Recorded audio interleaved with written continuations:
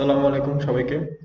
আজকে আমরা industrial revolution in ব্রিটেনের ফোর্থ প্যারাগ্রাফটা পড়বো এবং এর প্রত্যেকটা সেন্টেন্সের মেইন আইডিয়াগুলো বের করার চেষ্টা করব। এবং মেইন আইডিয়াগুলো বের করার সময় আমরা বিগত দিনে যে কাজগুলো করতাম, যে মেইন সাবজেক্টটা এবং মেইন ভার্বটা সাধারণত ইন্ডিপেন্ডেন্ট ক্লজের আমরা নিতাম, তাই না? ইন্ডিপেন্ডেন্ট ক্লজ, ইন্ডিপেন্ডেন্ট ক্লজের মেইন সাবজেক্ট এবং মেইন ভার্বটা বের করতাম। যদিও আমরা ক্লজ ক্লজ এগুলো বুঝতাম না, আমাদের কিছু শর্টকাট ছিল যেটা আমরা প্রথম ক্লাসে বলে ফেলছি বা প্রথম ভিডিওতে আপনারা পাবেন। সেম কাজটা আজকে আমরা করব। আমরা জাস্ট মেইন সাবজেক্ট এবং মেইন ভার্বটা বের করব এবং বাকি সবকিছু পরে এটার সাথে আমরা কানেক্ট করব। ঠিক আছে, এই মেইন সাবজেক্ট এবং মেইন ভার্বের সাথে পরে কানেক্ট করব। ওকে, সো আমরা শুরু করি আমাদের সেন্টেন্স রিডিং। সো প্রথমেই পাচ্ছি আমরা ব্রিটেন। আমরা জানি ব্রিটেন একটা নাউন এবং যেহেতু এই নাউনের আগে কি নাই, কোনো প্রিপোজিশন নাই, সো এটা আমাদের subject. Okay, this is the subject. ব্রিটেনটা হচ্ছে আমাদের সাবজেক্ট এবং আমাদের সাবজেক্ট পাওয়ার পরে কি দরকার? এর একটা ভার্ব দরকার, তাই না? সো এর একটা ভার্ব কোথায় পাবো? এর পরেই পাবো, আমরা দেখি। হ্যাড প্রডিউসড, এই যে আমরা পেয়ে গেছি এর একটা ভার্ব, হ্যাড প্রডিউসড। সো এটা হচ্ছে আমাদের পাস্ট পারফেক্ট টেন্স, যেহেতু হ্যাড আছে। সো ব্রিটেন হ্যাড প্রডিউসড, এটা হচ্ছে আমাদের সেই ভার্ব। এবং পাস্ট পারফেক্ট টেন্স কখন হয়? যখন অতীতে দুইটা কাজের মধ্যে যে কাজটা আগে হয় সেটা বোঝানোর জন্য পাস্ট পারফেক্ট টেন্স হয়। সো যেহেতু আমার ইন্ডাস্ট্রিয়াল রেভলিউশন নিয়ে কথা হচ্ছে, এটা যেহেতু অতীতেরই একটা বিপ্লব, অতীতেরই একটা রেভলিউশন, সো এই রেভলিউশনের আগেও হয়তো কোনো কিছু উৎপাদিত করা হইতো, সেটা বোঝানোর জন্য কি করা হয়েছে? পাস্ট পারফেক্ট টেন্সটা ব্যবহার করা হয়েছে। ওকে, then Britain had produced textiles. So Britain উৎপাদিত করতো বা করেছিল টেক্সটাইল, কাপড়ের পণ্য বা এই ধরনের টেক্সটাইল যেগুলো ছিল, যেমন like wool, linen, cotton, for hundreds of years. পর টর এসব বাদ, এসব পরে, যেহেতু প্রিপোজিশন এরপরে নাউন আছে, এগুলো আমরা পরে কনসিডার করবো। এরপরে আমরা কি পাচ্ছি? বাট। সো বাট তো আমাদের কোঅর্ডিনেটিং কনজাংশন। সো এরপরের অংশগুলো আপাতত বাদ। পরে বেশ লম্বা একটা অংশ আছে, এই অংশগুলো আপাতত বাদ। বেশ লম্বা একটা অংশ। সো আমাদের মেইন আইডিয়াটা হচ্ছে ব্রিটেন টেক্সটাইলের, টেক্সটাইল বা সুতার জিনিস উৎপাদিত করতো বা কাপড় উৎপাদিত করতো, তাই না? ব্রিটেন টেক্সটাইল উৎপাদিত করেছিল। এটা আমরা লিখে ফেলি। আমাদের ফার্স্ট সেন্টেন্সের মেইন আইডিয়া হচ্ছে Britain had produced textiles. Textile গুলো কি কি ছিল? উল, লিনেন, কটন, এই ধরনের জিনিস। So, এটা আর লিখলাম না, উদাহরণ জিনিসগুলো আমাদের জন্য খুব একটা ইম্পর্টেন্ট। যাই হোক, তারপরে কি পাচ্ছি আমরা? কতদিন ধরে বা কেমন সময় ধরে ওরা এটা উৎপাদিত করতো? ফর হান্ড্রেডস অফ ইয়ার্স, তাই না? শত শত বছর ধরে, hundreds, not only hundred but hundreds of years, মানে শত শত বছর ধরে ব্রিটেন এগুলো উৎপাদিত করে আসতেছিল।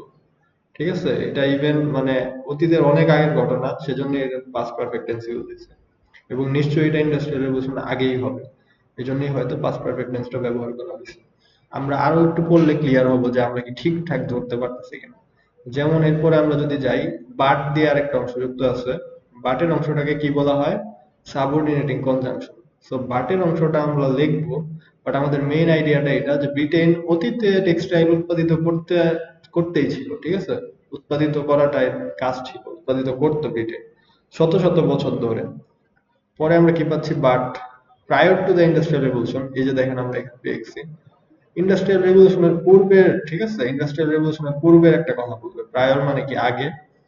সো ইন্ডাস্ট্রিয়াল রেভলিউশনের আগে, এটা দিয়ে জাস্ট একটা টাইম বোঝাচ্ছে। ঠিক আছে, এই অংশটা দিয়ে, এখানে আর তেমন কিছুই নেই।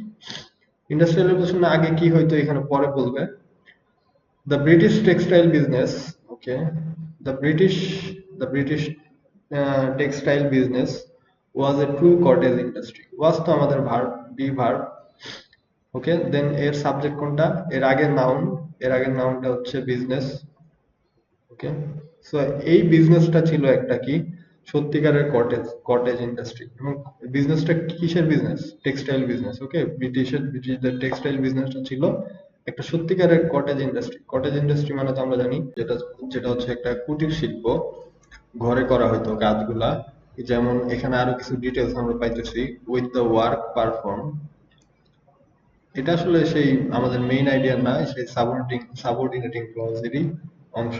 উইথ দ্য মানে এই কটেজ ইন্ডাস্ট্রিকে বোঝাচ্ছে। কটেজ ইন্ডাস্ট্রি কাজগুলো কি হইতো, with the work perform in small workshops, কাজগুলো করা হইতো, ওয়ার্কগুলো পারফর্ম করা হইতো ছোট ছোট ওয়ার্কশপে, অর ইভেন হোমস, অথবা এমনকি বাড়িতেও, বাই কাদের, বাই মানে তো ধারা, কাদের ধারা, individual spinners and weavers and dyers. আলাদা আলাদা মানুষজন ছিল, এরা কি করতো, স্পিন করতো, সুতা তৈরি করতো, ওয়েব করতো, বুনতো, কাপড় বুনতো, এবং ডাইং করতো। ডাইং করা মানে তো রং করা, কাপড়ের রং করতো।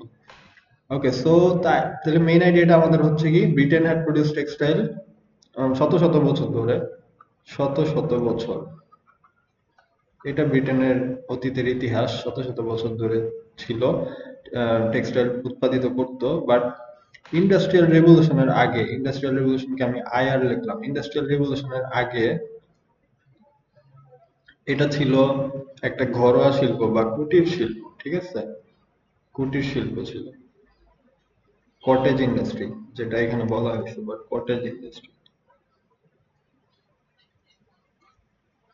সো এটাই হচ্ছে আমাদের ফার্স্ট সেন্টেন্সের মেইন আইডিয়া।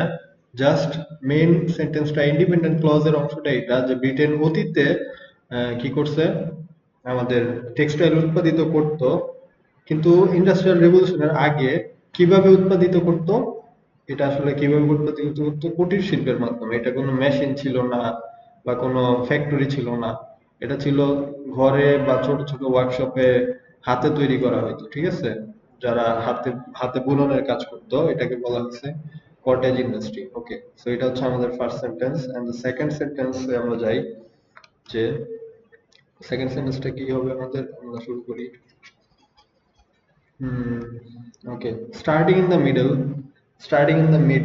ওকে, আমরা এখানে পাচ্ছি কি, প্রথম ক্লাসে আমরা একটা জিনিস বুঝলাম, যে যদি আমরা পড়তে পড়তে হঠাৎ ভি3 বা ভি প্লাস আইএনজি এগুলা পেয়ে যাই, তাহলে এরপরে যত কিছু আছে এগুলাকে আমরা কি করব, ইগনোর করব।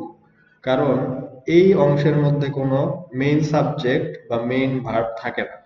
ওকে, সো আমরা দেখেন তো, আমরা কি পেয়ে গেছি কিনা, স্টার্টিং, স্টার্টিং কি আমাদের ভি প্লাস আইএনজি না, যে ভি প্লাস আইএনজি না? সো স্টার্টিংটা আমরা বাদ দিব, এবং স্টার্টিং এর পরে যতটুকু বাদ দেওয়া যায় বাদ দিব। কতটুকু বাদ দিব, কমা যতক্ষণ না পাইতেছি আমরা, কমা পেয়ে গেছি, সো এতটুকু বাদ। ওকে, সো এতটুকু বাদ অংশ, কারণ এর মধ্যে আমাদের কি নাই, সাবজেক্ট নাই, ভার্ব নাই। ওকে, এরপরে যাই, innovations like spinning jenny and the power loom. Okay, innovations আবিষ্কার, ঠিক আছে, এটা একটা নাউন। ইনোভেশন গুলা আবার প্লুরাল আছে, সো এটা একটা প্লুরাল নাউন। কিন্তু এর আগে কোনো প্রিপোজিশন আছে, এর আগে কোনো প্রিপোজিশন নাই। সো এটাকে আমরা আমাদের সাবজেক্ট হিসেবে কনসিডার করব, যেহেতু এটা একটা নাউন এবং এর আগে কোনো কি নাই, প্রিপোজিশন নাই। এরপর লাইক দিয়ে বোঝাচ্ছে ইনোভেশন গুলা কেমন ছিল, like the spinning jenny and the power loom.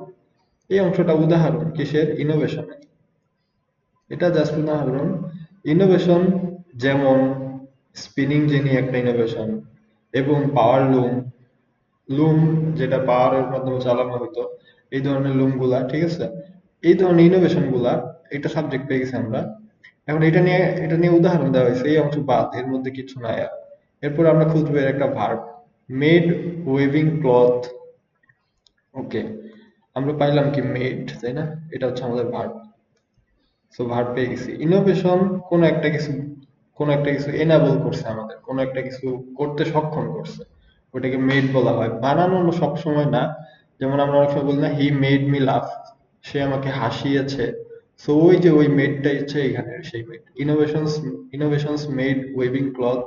ওকে, ইনোভেশনটা কি করছে, weaving cloth and spinning yarn and thread much easier. Okay, so আমরা এখানে সাবজেক্ট পেয়ে গেলাম আর ভার্ব পেয়ে গেলাম। বাকি অংশগুলোকে ডিটেলস বলা যায়, বাট এটা ইম্পর্টেন্ট ডিটেলস। উইভিং ক্লথ এবং spinning yarn and thread much easier. Okay, আমরা তাহলে ধরে নেই, ইনোভেশনস ইনোভেশনস মেড সামথিং, কোন একটা কিছুকে ইজিয়ার বানাইছে, সহজ করেছে, তাই না, ইনোভেশন গুলা। এখন সামথিংটা কি, আসলে সামথিংটা হচ্ছে এখানে বলা আছে, সামথিংটা হচ্ছে সেই ওয়েভিং ক্লথ, কাপড় বোনা এবং স্পিনিং ইয়ার্ন, সুতা স্পিন করা এবং থ্রেড, সুতা স্পিনিং ইয়ার্ন এবং থ্রেড এগুলাকে স্পিন করা এবং কাপড় বোনাটাকে অনেক বেশি সহজ করছে। সো কাপড় বোনা মানে টেক্সটাইলের কাজগুলো আর কি। ওকে, কাপড় বোনা বা টেক্সটাইলের কাজ। সো ইনোভেশন, কিছু আবিষ্কারের কথা বলা হচ্ছে সেকেন্ড সেন্টেন্সে। এই যে আবিষ্কারটা কি করছে, এই কাপড়ের বোনার কাজগুলো বা টেক্সটাইলের কাজগুলোকে অনেক সহজ বানায় ফেলছে। ওকে, আজান হচ্ছে, আমরা একটু পজ দিই। এবং এই আবিষ্কারগুলো কখন হয়েছিল এটা একদম শুরুতেই বলা আছে আমাদের, যে starting in the mid 70s। এই আবিষ্কারগুলো শুরু হয়েছিল 17শো শতাব্দীর মধ্যভাগে, in the mid 70s। Okay, so 1750-এর এই আশেপাশের টাইম। সো এটা হচ্ছে সেই টাইম, বাট টাইমটা ইম্পর্টেন্ট, বাট খুব বেশি না। মেইন আইডিয়াটা আমাদের গুরুত্বপূর্ণ, যে ব্রিটেন আসলে কি হয়েছিল একদম শুরুর দিকে। আহ, কুটির শিল্প ছিল, যেখানে কি করতো, হাতে বানানো হইতো অনেক টেক্সটাইলের কাজগুলা, প্রথম সেন্টেন্সে। এরপর সেকেন্ড যে সেন্টেন্স সেটা বলতেছে যে কিছু আবিষ্কার হইলো। সেই আবিষ্কারগুলো কি কি, যে স্পিনিং জেনি এন্ড পাওয়ার লুম, হাবি জাবি, এইসব আবিষ্কার। এই আবিষ্কারগুলা বা এই ইনোভেশন গুলা, নতুন প্রযুক্তিগুলা এই কাপড় বোনার কাজটাকে, টেক্সটাইলের কাজটাকে, যেমন ওয়েভিং এর কাজ, স্পিনিং এর কাজ, এগুলোকে কি করলো আর সহজ বানায় দিল। ওকে, এটাই হচ্ছে আমাদের সেকেন্ড সেন্টেন্স। এবার আমরা যাই আমাদের থার্ড সেন্টেন্স। ওকে, আমাদের থার্ড সেন্টেন্স শুরু হচ্ছে একটা প্রিপোজিশন দিয়ে, উইথ দিস মেশিনস। প্রিপোজিশন মানেই এগুলাকে আমরা প্রথমে প্রাথমিকভাবে ইগনোর করবো।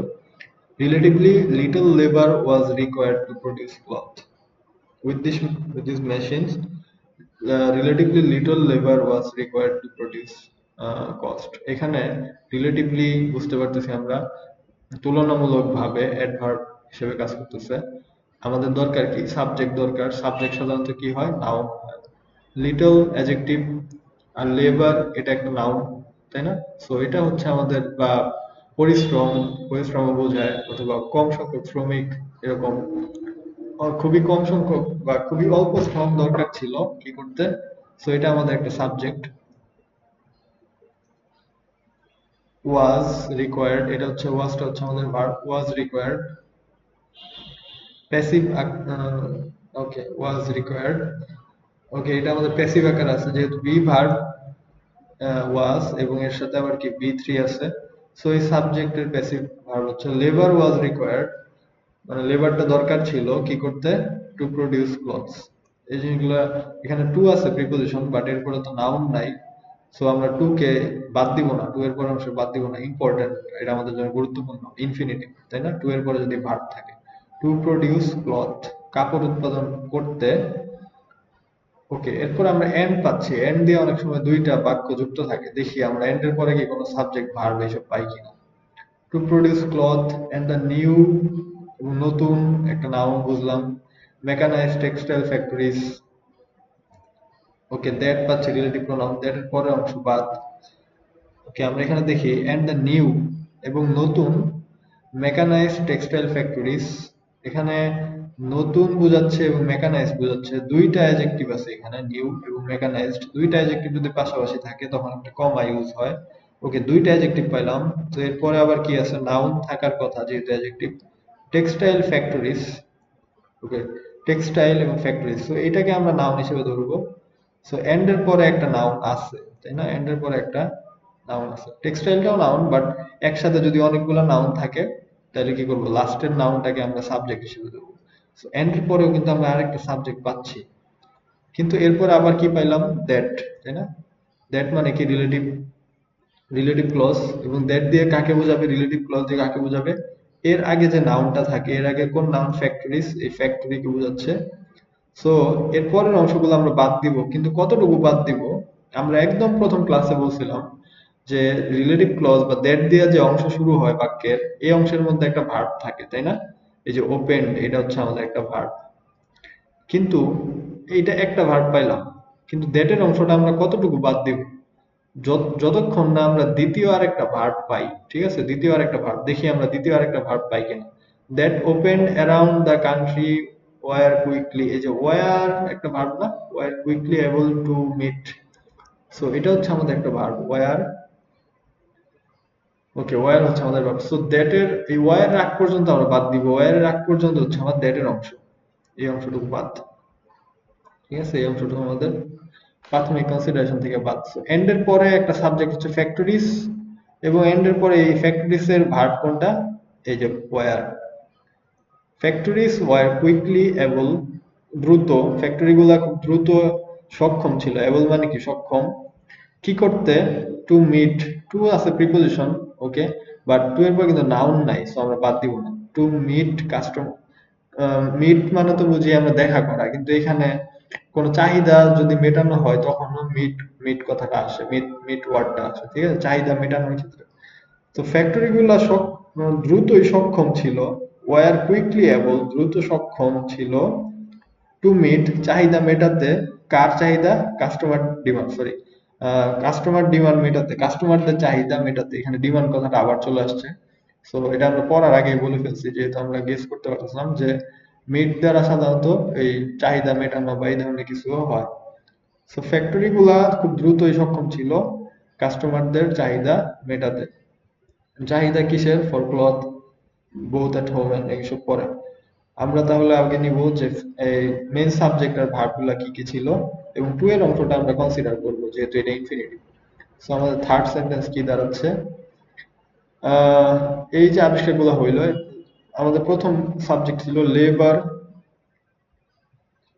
কেমন লেবার, খুবই কম লেবার, তাই না, এটা আমরা লিখে ফেলি, এটা একটু গুরুত্বপূর্ণ, little, little labour was required,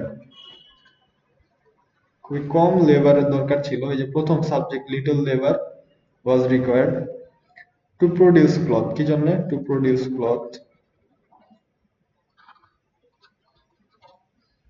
এই কাপড় কাপড় প্রডিউস করার জন্য খুবই কম শ্রমের দরকার ছিল বা খুবই কম লেবারের দরকার ছিল। এবং এন্ড দিয়ে আরেকটা অংশ যুক্ত আছে, তাই না, এন্ড দিয়ে আরেকটা অংশ যুক্ত আছে, কি অংশ, যে ফ্যাক্টরি গুলা, নতুন যে ফ্যাক্টরি গুলা, factories, factories were quickly able to meet customer demand, factories were quickly able, factory গুলো সক্ষম ছিল দ্রুত, দ্রুত কি করতে, to meet customer demand, okay sorry, customer demand meet করতে সক্ষম ছিল। এখন আমরা একটু ইনকমপ্লিট জিনিসগুলো এখানে টানি, যে প্রথম অংশে আমাদের কি কি জিনিস আমরা ইগনোর করছিলাম, এই যে উইথ দিস মেশিনস, সো এটাকে আমরা বাদ দেই। এই মেশিন গুলার সাথে, এই মেশিন গুলার কারণে বা এই মেশিন গুলার ফলে কি হয়েছিল, লিটল লেবার ওয়াজ রিকোয়ার্ড, খুবই কম শ্রম দরকার ছিল বা খুবই কম লেবারের দরকার ছিল কি করতে, টু প্রডিউস ক্লথ, কাপড় প্রডিউস করতে, ঠিক আছে।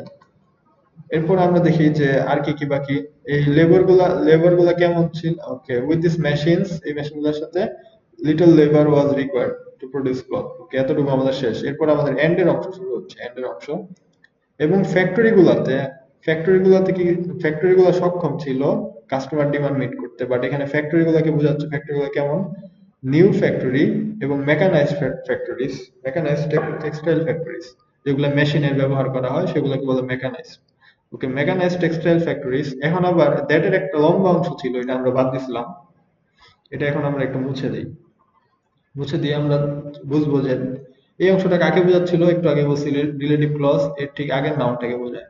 ফ্যাক্টরি যেগুলো, ফ্যাক্টরি গুলো কি ছিল, এগুলা that open around the country, সারা দেশে ওপেন হয়েছিল, দ্যাট ওপেন, যেগুলো ওপেন হয়েছিল অ্যারাউন্ড দ্য কান্ট্রি, দেশব্যাপী ওপেন হয়েছিল, দেশব্যাপী মানে দেশব্যাপী ছিল আর কি, ঠিক আছে, দেশব্যাপী ওপেন হয়েছিল। সো এটা খুবই মানে নগণ্য একটা ডিটেলস, এটা নিয়ে তো মাথা ঘামানোর কিছু নাই, মেইন আইডিয়া না। মেইন আইডিয়া হচ্ছে ফ্যাক্টরি গুলা সক্ষম ছিল কাস্টমার ডিমান্ড মিট করতে, ফ্যাক্টরি গুলা তো সারা দেশব্যাপী ওপেন হয়েছিল, এটা একটা কথা বলছে আর কি, ফ্যাক্টরি গুলাকে ডিফাইন করছে, ফ্যাক্টরি গুলা কোথায় ছিল বা কেমন ছিল, এটা সারা দেশব্যাপী শুরু হয়েছিল, ওপেন হয়েছিল, were quickly able to meet, quickly able to meet customer demand, customer demand meet করতে সক্ষম ছিল।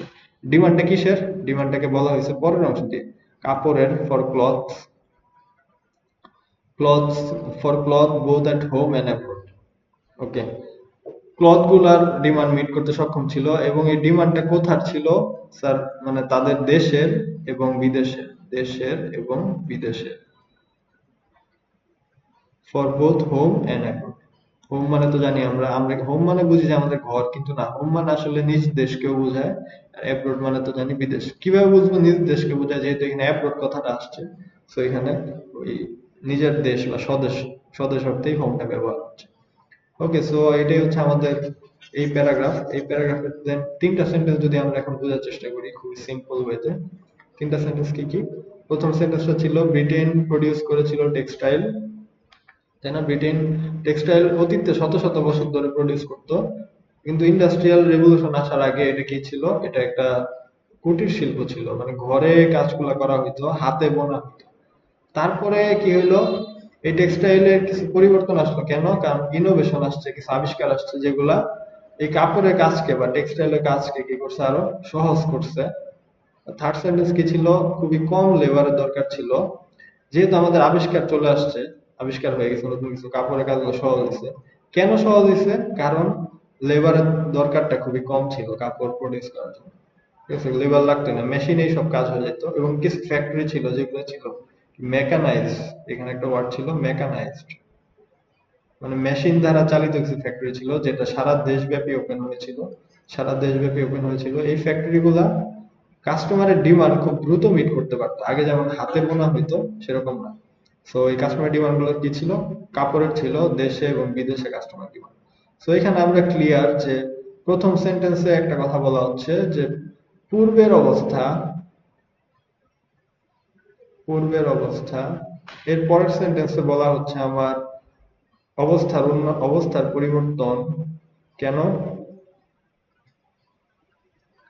অবস্থার পরিবর্তন হয়েছে? না, কারণ পূর্বে অবস্থায় হাতে বোনা হইতো, এখন টেক্সটাইলের কাজগুলো কি করা হচ্ছে?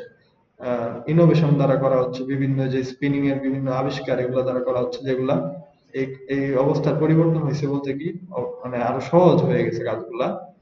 এবং অবস্থার পরিবর্তনের কিছু কারণ এখানে বলা হয়েছে। কারণ কোথায়? এই থার্ড সেন্টেন্সে। যে কেন অবস্থার পরিবর্তন হয়েছিল? কারণ এই ফ্যাক্টরি গুলো সারা দেশব্যাপী ওপেন হয়েছিল, এবং খুবই কম লেবার দরকার ছিল কাপড় তৈরি করার জন্য। এবং কি হয়েছিল? কাস্টমার ডিমান্ড খুব দ্রুত মিট করতে পারতেছিল। সো এটাকে বলতে পারেন আপনারা যে, যদি সামারি করতে যান, যে ট্রান্সফরমেশন হয়েছে, তাই না? পরিবর্তন হয়েছে, ট্রান্সফরমেশন, পরিবর্তন কিসের? Of textile industry, of textile industry in Britain. এবং ট্রান্সফরমেশনটা কিসের থেকে কিসে হয়েছে? আগে ছিল কটেজ, মানে কুটির শিল্প, পরে হয়ে গেছে কি ফ্যাক্টরি বা মেকানাইজড। মানে আগে ছিল কুটির শিল্প ঘর ভিত্তিক, পরে ফ্যাক্টরি ভিত্তিক হয়ে গেছে, মেশিন ভিত্তিক হয়ে গেছে। তো টেক্সটাইল ইন্ডাস্ট্রিতে কিভাবে ট্রান্সফরমেশন হয়েছে এই কথাটাই এই প্যারাগ্রাফটা বলা হয়েছে। ওকে, ধন্যবাদ সবাইকে। আমরা যদি এরকম প্রত্যেকটা সেন্টেন্স বুঝতে পারি, দেন ইজিলি আমরা খুব সহজে মেইন আইডিয়া গুলো ধরতে পারবো, এবং পুরো প্যারাগ্রাফটাতে কি কথা বলা হচ্ছে এগুলো মোটামুটি খুব ভালোভাবে আন্দাজ করতে পারবো আমরা। ওকে, আসসালামু আলাইকুম সবাইকে।